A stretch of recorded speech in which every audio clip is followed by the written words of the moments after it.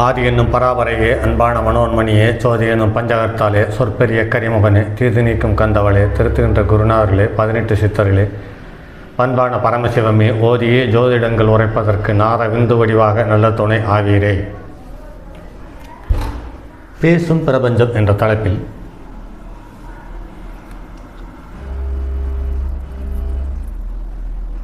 கனவுகள், நிமித்தங்கள், சகுனங்கள் என்ற 3 வகையில்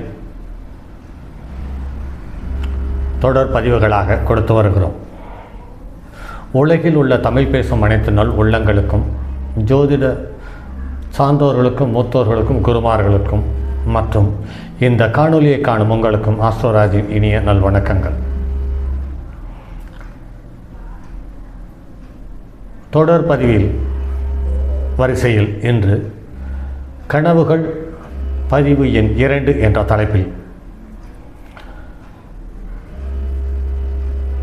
சில 100 ஆண்டுகளுக்கு முன்பிருந்தே நம் முன்னோர்கள், ஏன் பழங்காலம் தொட்டே நம் வாழ்வில் நடக்கும் ஒவ்வொரு நடவடிக்கைகளுக்கும் எதிர் நடவடிக்கை பிரதிபலன் உண்டு என்று உணர்ந்து வாழ்ந்து முடித்திருக்கிறார்கள். அந்த வகையில் நாம் ஒரு குறிப்பிட்ட இலக்கு நோக்கியோ அல்லது ஒரு செயலை நோக்கியோ ஒரு பிரதிபலனை எதிர்பார்த்து ஒரு பயணம் செய்கையில் எதிரில் தென்படும் நிகழ்வுகள், உயிர்கள், நடவடிக்கைகள் சம்பந்தப்பட்டவைகள் மூலம் நாம் செய்யக்கூடிய செயல்கள் நல்லவையா கெட்டவையா, பாதிப்பை தருமா தராதா என்று உணர்ந்து பயணித்திருக்கின்றார்கள்.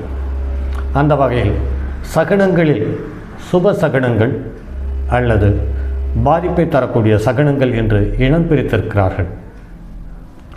இது சுமார் 100 வருடங்களுக்கு முன்பே வந்த ஜோதிட கிரக சிந்தாமணி என்ற நூலில் இந்த தகவல்கள் தரப்பட்டிருக்கிறது. அந்த தகவல்களிலிருந்து எடுக்கப்பட்ட தகவல்களே இந்த பதிவு.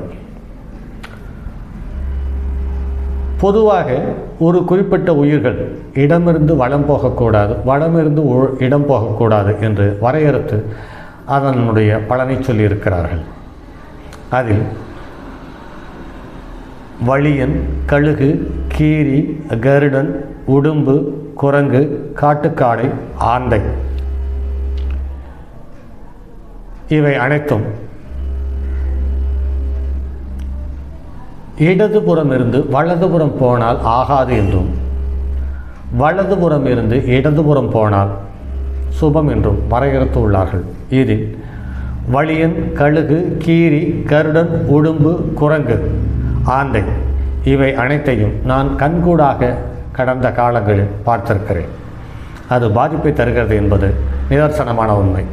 அடுத்து நாரை, கிளி, ஓனா, வீச்சுளி, கொக்கு, புள்ளிமான், காக்கை, மயில், புனுகு பூனை, செம்போத்து, கோழி, புலி, நரி இவைகள் அனைத்தும் வலமிருந்து இடம் போனால் ஆகாது. அதாவது வலது பக்கம் இருந்து இடது பக்கம் நம்மை கடக்குமானால் பாதிப்பை தருகிறது என்றும், இடதுபுறம் இருந்து வலம் போனால் சிறப்பு என்றும் சொல்லப்பட்டிருக்கிறது. அதாவது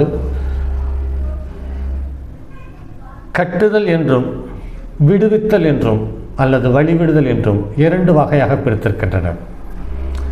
இடதுபுறம் இருந்து வலதுபுறம் போனால் கட்டுதல் என்றும், வலதுபுறம் இருந்து இடதுபுறம் அந்த உயிர் கடக்குமானால் விடுவித்தல் என்றும் அல்லது வழிவிடுதல் என்றும் சொல்லியிருக்கிறார்கள். அந்த வகையில் பாம்பு, பூனை, முயல் குறுக்கிடலாகாது என்று சொல்லியிருக்கிறார்கள். இதில் பாம்பு மட்டும் வலமிருந்து இடம் போனால் சிலருக்கு யோகத்தை தந்திருக்கிறது. பூனை இடமிருந்து வலம் போனால் ஒரு சிலருக்கு நல்ல யோகத்தை தந்திருக்கிறது என்பது நடைமுறையில் காண முடிகிறது. சரி, இந்த பூனைக்கும் பாம்புக்கும் எப்படி வித்தியாசமான குணாதிசயங்களை தருகிறது, எந்த கிரக அமைப்பு கொண்டவர்களுக்கு குணாதிசயத்தை தருகிறது என்று பார்க்கும் பொழுது, ராகு மேசம், ரிஷபம், கடகம், கன்னி, மீனம் ஆகிய 5 இடங்களில் அமர்ந்து அந்த ராகு நின்ற வீட்டிற்கு 1, 5, 9ஆம் இடங்களில் குரு இருக்கும் பட்சத்தில் அவர்களுடைய தசாபுத்தி நடக்கும் காலத்தில் இந்த பாம்பு பூனையும் மிகப்பெரிய யோகத்தை தந்திருக்கிறது என்பதை நடைமுறையில் காண முடிகிறது. அடுத்து சுப சகுனங்கள் என்று பார்க்கும் பொழுது எதை எதை கண்ணில் பார்க்கலாம், எதில் வருபவர்கள் கொண்டு வரும்போது எதை எதை கண்ணில் பார்க்கலாம் என்ற தகவல்களை இந்த தகவல்கள் தருகிறது. குடை, கொடி, சாமரை, கரும்பு, அச்சதை, மாமிசம், தயிர், கல், இரட்டை பிராமணர், சாதம். அடுத்து தேன், தாசி, யானை, குதிரை, பசுக்கள், பட்சிக்கூட்டம், சலவை வஸ்திரம், மங்களவாத்தியம், அரசன், புஷ்பம், மணக்கோலம், சுபவரிசை, ரிஷபம், கன்னிகை, நிறைகுடம், பழங்கள், செந்தணல், பொறி, பூமாலை இவையெல்லாம் சுபசகனங்கள் என்று சொல்லப்பட்டிருக்கிறது.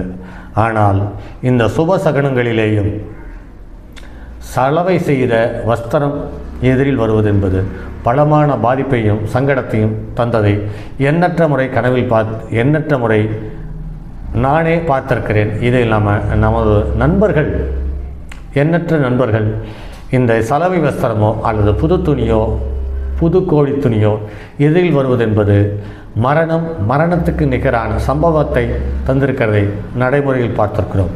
அடுத்தது அசுப சகனங்கள் என்று எது எது கண்ணில் படக்கூடாது என்பதை அந்த காலத்திலேயே வரையறுத்திருக்கிறார்கள்.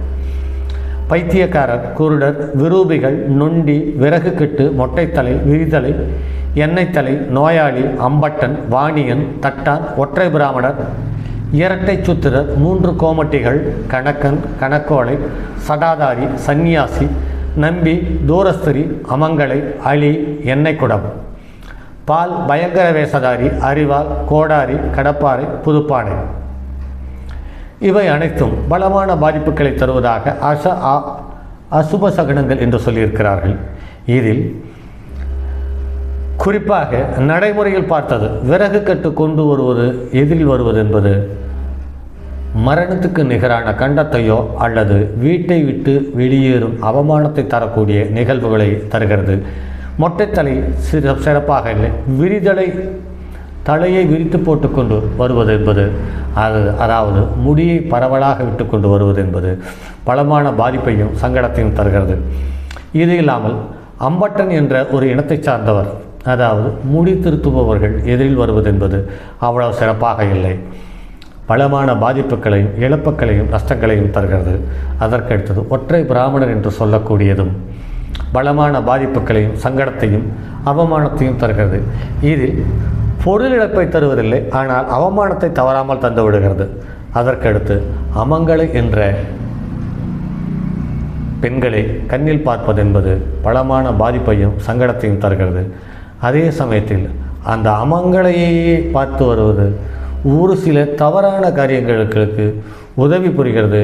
இருந்தாலும் அந்த தவறான காரியங்கள் செய்து முடித்த பின் அதற்கான லாப நஷ்ட கணக்கு பார்க்கும் பொழுது பலமான பாதிப்புகளையும் சங்கடங்களையும் தருகிறது. அறிவால், கோடாளி, கடப்பாறை, புதுப்பானை இவையோடு சேர்ந்து பறவைகளை வேட்டையாடும் அல்லது ஊர்வன உயிர்களை வேட்டையாடும் வலை என்று சொல்லக்கூடிய கன்னி பின்னல் செய்த கயிறு, அதாவது வலை என்று சொல்லுவார்கள் பட்டிக்காட்டில். இந்த வலை எதிரில் வருவது என்பது மரணமோ அல்லது மரணத்துக்கு நிகரான கண்டமோ நடைமுறையில் எண்ணற்றதை பார்த்திருக்கிறேன். இது இல்லாமல் உடல்நிலை சரியில்லாதவர்களுக்கு வைத்தியம் பார்க்க சென்றால் அவர்கள் உயிரோடு திரும்ப வருவதில்லை என்பது எக்கச்சக்கமான அனுபவங்களில் சந்தித்திருக்கிறோம். எக்கச்சக்கமான நண்பர்கள் நம் இடத்தில் தெரியப்படுத்தியிருக்கிறார்கள். அதுக்கடுத்தது முஞ்சூரின் சத்தம், வேத ஓசை, கழுதை குதிரைகள் கூப்பிடுதல், நாய் உதறல், ஆந்தை கிளி கூட்டம் உத்தமம் என்று சொல்லப்பட்டிருக்கிறது. இதில் நாய் உதறல் என்று சொல்லுகிறார்கள். ஆடு, மாடு, குதிரை இந்த மூன்றும் உதறல், அதாவது துளுக்குதல் என்று பட்டிக்காட்டில் சொல்லுவார்கள் அல்லது கிராமங்களில் சொல்லுவார்கள். இந்த நிகழ்வு நம் கண் முன்னாலே நடக்கும் பட்சத்தில் அதை கடந்து போனவர்களுக்கு வெற்றி 100% நிச்சயம். ஆக அதுவும் சிறப்பான விஷயம். அதற்கு அடுத்து அழுகுரல், ஒற்றை குரலோசை, பன்றி உருவுதல், அபான வாயு பிரிதல், கொக்கரித்தல், ஓங்காரம் போடல், கால் இடறல், தலை தட்டல், உண்டு போவெனல், போகாதே எனல் கூட வருகிறேன் எனல் அகாலத்தில் பயணிப்பது மழைத்தூறல் ஆகாது. உபவாச காலத்திலும் சபரம் செய்து கொண்டும் வாழ்க்கை துணையிடம், அதாவது வீட்டில் பெண்களிடம் சொல்லிவிட்டு செல்லலாகாது. அதே சமயத்தில் தாம்பூலம் பெற்றுக்கொண்டு செல்வதும் ஆகாது. பாருங்கள் நண்பர்களே, இப்படி ஒரு செயல் நடக்குமா நடக்காதா, நடந்தால் சரி வருமா சரி வராதா, நாம் செய்யும் செயல் நமக்கு உகந்ததா இல்லையா என்று சொல்ல எண்ணற்ற வழிகளை ஆராய்ந்து அடையாளம் கண்டு தெளிந்து உணர்ந்து நமக்கு சொல்லிவிட்டு போயிருக்கிறார்கள் மூதாதையர்கள். இவை அனைத்தையும் விட்டுவிட்டு தற்போது எந்த ஒரு செயலானாலும் இந்த செயல் நடக்குமா நடக்காதா, நன்மை பயக்குமா பயக்காதா என்ற பயந்த வண்ணம் பயணித்து கொண்டு வாழ வேண்டிய கட்டாய சூழ்நிலைக்கு நவ நாகரிகம் என்ற மேலை நாட்டு கல்வி பழக்க வழக்கமும் அறிவியலும் நமக்கு ஒரு அலங்கோலமான நிலையை தந்து அவலத்தில் வாழ வேண்டிய கட்டாய சூழ்நிலைக்கு தள்ளப்பட்டிருக்கிறது என்பது கசப்பிலும் கசப்பான ஒரு உண்மை. சரி நண்பர்களே, இப்படி கனவுகள் அடுத்து வரக்கூடிய பதிவுகளில் கனவுகள் சார்ந்த தகவலை பதிவுகளாக தர காத்திருக்கிறோம். அதுவரை உங்களிடமிருந்து விடைபெறுவது உங்கள் அன்பு நண்பன் எம் ராஜரத்தினம். என்னுடைய அலைபேசி எண் அல்லது தொடர்பு கொள்ள வேண்டிய தொலைபேசி எண் 9789729999 மற்றும் ஒரு எண் 9791399649. சரி நண்பர்களே, தங்கமான் மழுவோடேந்தி தன்மதி தலையில் கொண்டோர் மங்கையர் பதுக்கிச் சொன்ன மாமொழி ஜோதிடத்தை இங்கு யாம் உரைப்பதற்கோர் எமை என்னும் பிழை வராமற் காக்க செங்கன் மால் மருகன் யானைச்சிறன் பதம் காப்பதாமே.